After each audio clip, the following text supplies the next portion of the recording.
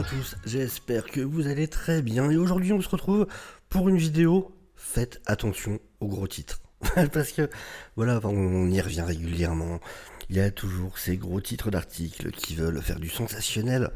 Et dès qu'on creuse un peu, on se rend compte que c'est vraiment pas si sensationnel que ça. En l'occurrence, on a toutes les rumeurs qui sont reparties. Alors avec des titres qui donnent Bob Iger se prépare à vendre Disney. Alors, reportedly, il y a des rapports comme quoi Bob Iger se prépare à vendre Disney. Waouh. Tous les ans, déjà l'année dernière, hein, si vous cherchez, vous tapez Iger vendre Disney sur Google, vous regardez, alors là, il y a 3 jours, là j'ai du 24 novembre 2022 pour Apple rachète Disney, là donc 3 juillet 2023, là j'ai du 9 février 2023, quoique non, là c'est sur autre chose. On a du 24 novembre 2022, Apple pourrait racheter Disney, encore novembre, enfin voilà, c'est un classique, voilà, novembre 2022, je vous dis, c'est une fois par an, on y revient du coup. D'où ça part tout ça? C'est ça la question. D'où est-ce que ça vient? Ça vient de cet article, en l'occurrence cette fois, de Screen Geek, qui en fait reprend un article de Bloomberg qu'on va voir après, vous allez voir. Alors ça, hop là. Alors j'ai pris les parties importantes. Voilà, donc ça vient de l'article de Bloomberg. Donc Iger pourrait considérer l'opposé, donc par rapport au fait d'avoir racheté jusqu'à maintenant des franchises comme Pixar, Marvel, Lucasfilm, avec la décision de vendre Disney all together, donc c'est-à-dire de vendre tout Disney. Vous allez voir avec l'article de Bloomberg après que c'est vraiment une manière un peu chelou de traduire tout l'article. Cette rumeur suit le fait qu'Iger met des assets de la compagnie côté télévision en vente. Alors pareil, on va en reparler, parce que c'est pas fait. Il parle de peut-être le faire, il parle de le faire. Ça n'est pas fait ça non plus, on précisera. Il semblerait que la compagnie, que ses goals concernant le streaming avec Hulu et Disney+, n'ont pas atteint leurs objectifs. Et d'ailleurs, ils ont même perdu 800 millions dans le troisième semestre. C'est moins pire, du coup, que le semestre d'avant, où c'était plus d'un milliard. Donc pour le coup, c'est plutôt en progrès, vu que c'est que 800 millions. Et voilà, alors ils reprennent la dernière partie de l'article de Bloomberg. Des rumeurs circulent depuis longtemps comme quoi Iger finira par vendre tout Disney à Apple. C'est toujours très difficile à imaginer, Iger qui vendrait Disney à qui que ce soit. Il a toujours été plutôt quelqu'un qui construit, pas quelqu'un qui vend. Mais Bob, le constructeur, fait beaucoup plus de coupes cette fois-ci. Et vous verrez, hein, ça c'est juste un truc qui est dans le dernier chapitre de l'article de Bloomberg, pour le coup. Plusieurs insiders ont confirmé avoir entendu les mêmes rumeurs, comme nous le partageons ci-dessous. Alors Grace Randolph, c'est pas une insideuse, hein, pour le coup. C'est pas ça qu'on appelle une insideuse. C'est une scoopeuse, mais c'est pas une insideuse. Et donc, c'est une rumeur que j'entends aussi. Alors, si on se met à écouter Grace Randolph maintenant, ça n'arrive pas genre demain, mais c'est maintenant dans le champ des possibilités. Je suis vraiment contre Disney, contre le fait que Disney soit possédé par une autre compagnie. Je préférerais que ça reste indépendant et qu'ils règlent leurs problèmes courants. Alors c'est très facile, hein, Oui, alors j'entends ça aussi, mais bon, ça arrivera pas demain. Hein. Ouais, Chris Randolph, hein. Lui, c'est un gars qui parle surtout des parcs d'attractions, enfin de Disney en général, tout ça sur Twitter. Bon, qui reprend juste, en fait, justement ce qui est mis à la fin de l'article de Bloomberg. Il y rajoute rien de plus, c'est juste une citation de la même... voilà, c'est la même citation qu'on a ici en fait. Donc ça ne rajoute absolument aucun élément pour le coup. Et donc c'est les 2 meilleurs tweets qu'ils ont trouvés pour appuyer leurs propos. Chapeau, on vole très très haut pour le coup. Évidemment, une transaction de cette taille n'arriverait pas immédiatement, mais dans un monde où MGM et Warner Bros ont été impliqués avec de grosses fusions, ça semble certainement être une possibilité. On devra juste attendre et voir ce qui se passe. Et en attendant, comptez les clics qu'on a sur notre article, parce qu'après tout, le but c'est ça, c'est que vous cliquiez, que ça leur fasse des thunes grâce à la pub. Mais du coup, il dit quoi cet article de Bloomberg, en réalité? Alors, toute la première partie c'est sur Netflix, sur le fait que tout se passe très bien chez Netflix et tout ça, c'est autre chose.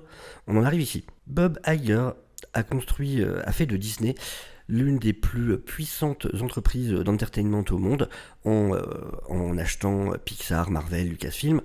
Maintenant, il est en train de regarder pour rendre ça un peu plus petit. Ce qui est dit là, Iger a en gros mis un tiers de la compagnie en vente cette semaine.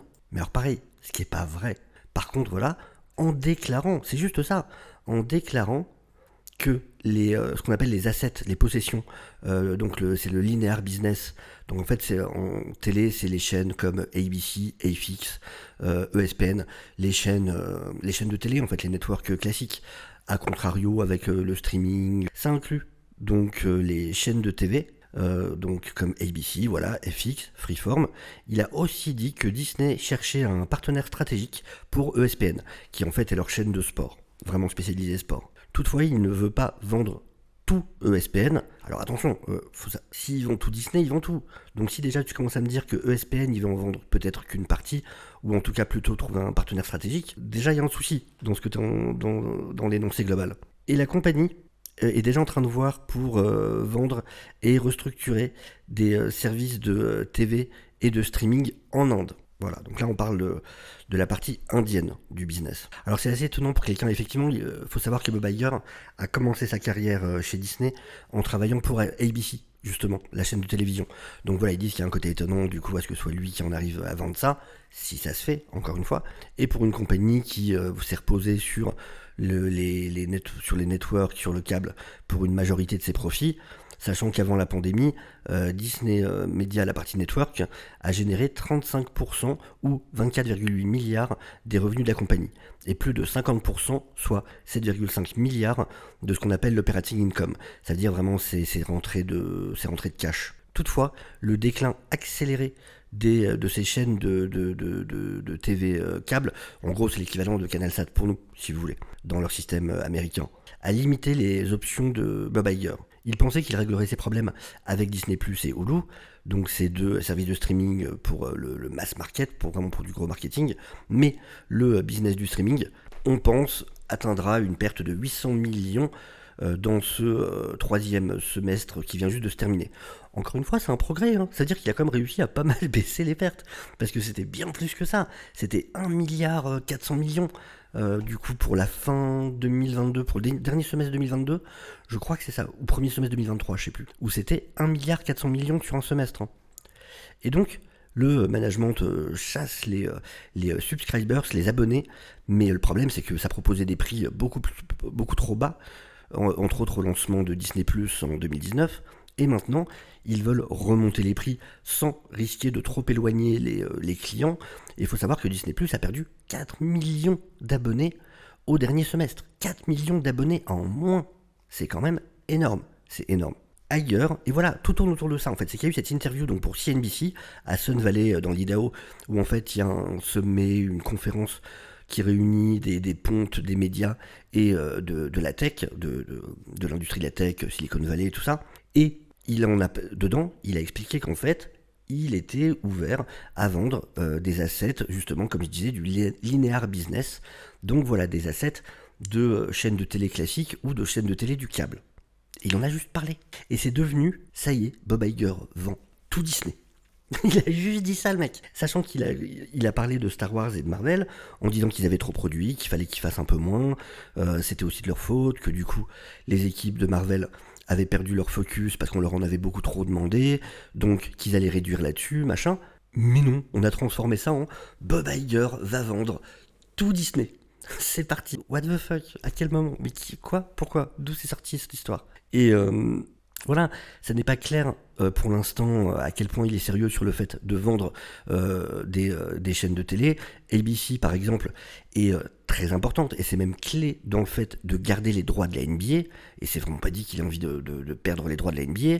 FX est important parce que ça a fourni pas mal de programmes pour Hulu, et que d'ailleurs Iger a l'intention d'intégrer au sein de Disney+, ce qui est déjà le cas chez nous, hein, c'est ce que nous on appelle Stars, qui du coup contient voilà, les programmes qu'il y a sur Hulu pour eux, qui est un service de streaming séparé. Et il faut savoir aussi par exemple que la future série Alien qui arrive, justement, c'est avec FX. Donc c'est pas le moment de mettre FX en vente pour eux, parce qu'ils misent pas mal justement sur cette franchise Alien et sur l'avenir de cette franchise. C'est pour ça qu'il y a une série et un film qui arrivent. Et donc, par contre, voilà, ce que dit Iger à la CNBC, effectivement, ça peut être perçu comme un signal de détresse. Alors effectivement, c'est l'aveu qu'il y a des vrais problèmes chez Disney. Ça, maintenant, tout le monde en est de toute façon conscient. Faut savoir qu'effectivement, il y a des gros soucis à venir. Par exemple, ça j'en ai déjà pas mal parlé sur la chaîne, faut savoir que Disney va être obligé de racheter les parts de Comcast sur Hulu, sachant que Comcast possède de mémoire, c'est 1/3 je crois, donc ça va leur coûter minimum 9 milliards. Je crois que c'est ça. La valeur totale c'est 27,5 milliards de Comcast, et Disney va être obligé, par contrat c'est comme ça, ils sont, si Comcast décide de vendre, ce qu'a l'air d'avoir dit le président de Comcast, hein, et Disney est obligé dans ce cas de racheter. Ils peuvent pas dire non, on veut pas. Non, ils n'ont pas le choix. Ils doivent racheter, c'est écrit sur le contrat. Donc il y a cet argent qu'ils vont devoir sortir de leur poche pour le coup. Et il y a aussi évidemment l'énorme dette de 63 milliards à cause de l'acquisition de la Fox. Et oui, parce que voilà, de racheter la 21st Century Fox, ça leur a coûté 71,3 milliards. C'est une énorme dette. Et donc, le fait de vendre, s'ils arrivent à vendre dans les 8 milliards du coup de leur business télé, ce qui était en gros une prévision par Wells Fargo, qui est un analyste du marché financier, ça pourrait évidemment beaucoup aider dans le rachat du coup de la partie de Hulu. Comme je vous ai dit, ça serait du 9 milliards et quelques. Donc 8 milliards, forcément, bah oui, ça en paierait une grande partie pour le coup. Faut savoir que la plupart de ceux qui pourraient racheter ces chaînes de télé sont des entités financières, par exemple ce qu'on appelle des private equity firms. En gros, c'est des groupes financiers qui rachètent des entreprises, soit pour les rendre plus efficaces et voilà, faire du bénéfice, soit pour les démanteler en fait, et pouvoir faire du bénéfice en vendant ce qui en reste, les différentes parties à droite à gauche. Et d'ailleurs, ils disent que ces compagnies-là pourraient du coup les essorer pour tout le cash qui est en tiré pendant qu'elles sont en déclin, qu'elles vont vers l'obscurité, parce que ces chaînes de network, c'est des chaînes qui petit à petit évidemment font de moins en moins d'argent. C'est dans l'avenir, c'est quelque chose qui aurait plutôt certainement tendance à risquer de disparaître. On nous explique que la liste de ceux qui sont intéressés par l'ESPN est plus longue et pourrait inclure le géant de la tech Apple. Alors pourrait, déjà c'est pas sûr, et vous remarquerez que c'est la première fois qu'on cite Apple de tout l'article. Hein. C'est la première fois qu'on parle d'Apple et c'est peut-être. Ainsi que d'autres compagnies comme Fanatic. Le côté streaming de ESPN, donc ESPN+, pour l'instant ça reste vraiment un business de niche, mais Disney continue de signaler que bientôt ça offrira tout ESPN au-delà du câble, dans un futur proche. Donc voilà, ça nous reparle du fait que Bob Iger a obtenu une extension de son contrat. Hein. Il devait normalement rester juste 2 ans. Au final, ça a été rallongé jusqu'à 2006 parce qu'il a pas mal de choses à régler. Et vous voyez, c'est qu'ici, où on revient sur cette rumeur. Ah, au fait, il y a des rumeurs qui disent que Iger pourrait vendre Disney à Apple. Mais voilà, c'est juste ça. C'est juste cette partie-là, en fin d'article. Et on fait des gros titres. Iger va vendre Disney à Apple. Non, c'est pas ce qui arrive du tout. Surtout que vraiment, dans l'avenir, moi je pense sincèrement qu'il y a un truc à revendre, à arrêter, ça serait Disney+. Vraiment, c'est une erreur pour le coup. Ça leur coûte énormément d'argent. C'est une épine dans le pied de Disney, c'est clair et net, c'était une erreur. Alors que si ils vendaient les programmes Disney à un autre service de streaming, que soit Apple, que soit Prime Video ou Netflix, là ça serait que de la rentrée d'argent pour le coup. Ils produiraient des séries, ils les revendraient plus cher, et puis basta. Ça serait tout bénef pour eux.